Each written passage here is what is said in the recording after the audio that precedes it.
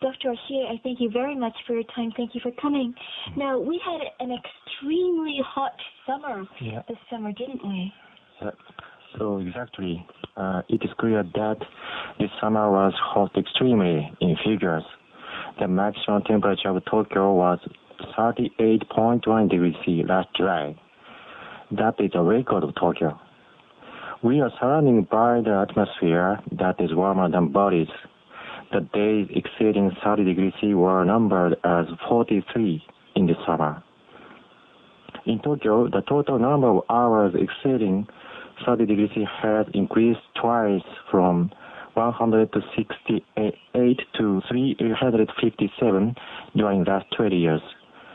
Annual average air temperature in the last 20 years rose 1.2 degrees and has also risen to 2.9 degrees in the past 100 years.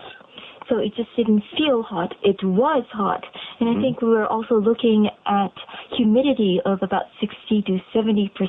It's like living in a sauna. Unfortunately, people fainted from heat stroke one after another.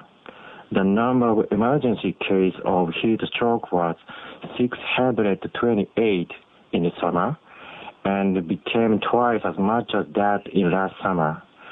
The number of heat stroke was under 200 in the 1980s.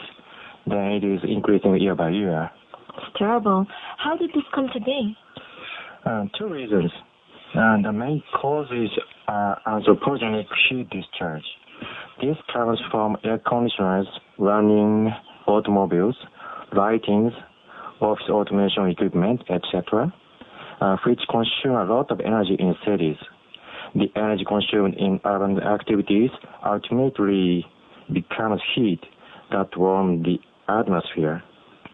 Every year, Tokyo consumes 10 times more energy than the rest of Japan, or 800 to 19 trillion kilojoules of energy per year.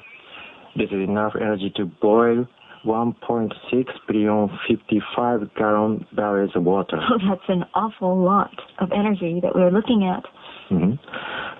Another case is the paving over of cities and the missing of green areas. The surface temperature of roads and buildings can reach 50 or 70 degrees C in the daytime and keep the high level in the night. Because asphalt concrete do not have an evaporation cooling function. Also, the heat absorbing green areas in the 23 wards of central Tokyo are decreasing by every year, such that now they account for a mere 22% of the land cover. Then our surfaces lost the ability of evaporative cooling. And in other words, Tokyoites are trapped in heat. And this you call the heat island phenomenon? Yes. I see. Now, and how is this phenomenon affecting our lives? I enjoy seeing the problems for human health and thermal discomfort. When the outside temperature on a tropical night is 25 degrees C, the heat stretch effect means that indoor temperatures are around 28 degrees C. Such high temperatures make it hard for us humans to sleep. We may also see people catching malaria, dengue fever, and other infectious diseases typical to the tropical region because a type of mosquitoes that spread them will move north to reach Japan. It's terrible. So another problem is that this increases the energy consumption for air conditioning. If the daytime summer temperature increases by 1 degree C, anecdotal evidence shows that electrical demand rises by 1.66 million kilowatts in the metropolitan area. And that is about the same amount of energy produced by 2 medium-sized nuclear reactors. If the temperature were the same level in central Tokyo as that of 20 years ago, CO2 emissions could be decreased by 295,000 tons. I see. Well, obviously we've got to do something about it, but let's say we don't do anything about it. What happens? We expect that the big park and road planting will steadily be continued from now on. In contrast to public green areas, however, the area of private green spaces, especially fields of crops, has been decreasing at an alarming rate. For example, Nerima Ward, which used to be famous for the production of daikon radishes, has seen close to 50% decrease in area of fields in just the last 10 years. I also like to say something about energy. In 10 years, energy consumption in buildings in the 23 wards will have grown by roughly 50% from last 10 years trend. And if automobile traffic continues to grow, in 10 years, artificial heat discharge may be 30% higher than it is now. My laboratory developed urban climate simulation system named UCSS jointly with Dr. Butanka. Using this system, future temperature trends for Tokyo were analyzed at the conditions I have just mentioned. As a result, daytime temperatures in the central city increased by 0.5 or 0.8 degrees C, while daytime temperatures in places like Nerima that are seeing decreases in open land increased by about 0.2 degrees C. This means that the heat environment in Tokyo will continue to worsen. A certain researcher pointed out that the temperature of Tokyo will exceed 40 degrees C in 2030. At that situation, we cannot live in Tokyo. Thus, I believe we must formulate appropriate measures as quickly as possible. Absolutely. 2030 is just in 30 years or even less than that. So, Dr. Ashie, what exactly can we do to contain heat island phenomenon? Yeah. I can give an actual example of rooftop gardens. The nature protection ordinances of Tokyo government are being amended to make it mandatory for new buildings to have rooftop gardens. A new building that occupies a space of 1,000 square meters or more is required to have vegetation on at least 20% of its rooftop space. In fact, 40,000 square meters rooftop gardens were created last year.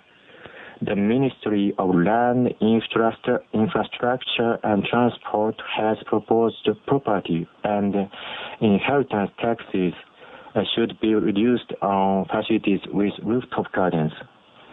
As we have seen, there is a considerable trend toward rooftop gardens.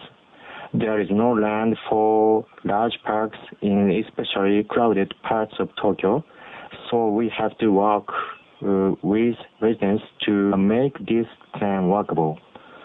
According to UCSS, if 50% of the rooftops in 23 wards could be planted with greenery, the average daytime temperature in residential districts such as Setagaya and Arakawa wards could be reduced by 0.1 or 0.2 degrees C.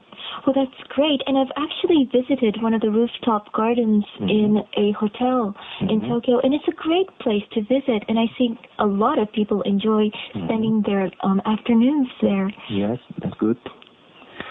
So advancements are also being made in development of new building materials.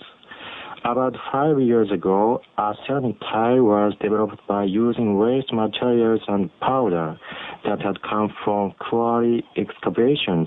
This tile features a pore space of 30% or more, which can absorb water. It is called a water-retaining material. Using heat of vaporization, it works to cool the surface. During the day, it is about 10 or 20 degrees C, cooler than asphalt finishing. It is used in parking lots and as the finishing material for rooftops and should help to mitigate the heat island effect. To reduce artificial heat discharges from buildings, we must enhance energy conservation and investigate the method for discharge this heat. For example, cooling towers discharge relatively little sensible heat compared with cooling devices. Now I think about a case which incorporates many of the measures I have just discussed. Assuming a scenario in which heat discharge from offices and buildings is reduced by 50% and by 20% from automobiles, water retaining pavement is used on 50% of all roadways and 50% of all rooftop space is covered with greenery. UCSS undertook a temperature effect analysis. As a result, average daytime temperature dropped by 0.7 degrees C in central Tokyo and by 0.2 degrees C in the entire 23 wards area. Therefore, the incorporation of various measures into heat island policy could produce a synergic effect. To make this work, we must have the cooperation of people from various fields. Well, the scenario you have just outlined is very ambitious. I mean, to reduce by 50% the heat discharges from offices and buildings and 20% from automobiles. And then traditional Japanese homes were designed with the summer heat in mind rather than the winter cold. Architectural features included large eaves that would keep out the sun's radiant heat and blinds or screens that would provide for air circulation. However, as cities became densely populated, the traditional architecture was lost. There was not enough space to build large eaves, and the popularity of window sashes increased the air tightness of buildings. Such passive cooling intelligence was replaced with artificial air conditioning. Nowadays, the air conditioners are considered necessities. As a result, rooms have become more comfortable, but this has led to an increased environmental load on our urban environments and consequently heat island problem. As we come to the end of the age of continuous growth in Japan, we are finally becoming highly aware of the environment around us. Well, I've certainly noticed a high degree of awareness within the people here, and I certainly hope that it has not come too late. Thank you very much, Dr. Oshie.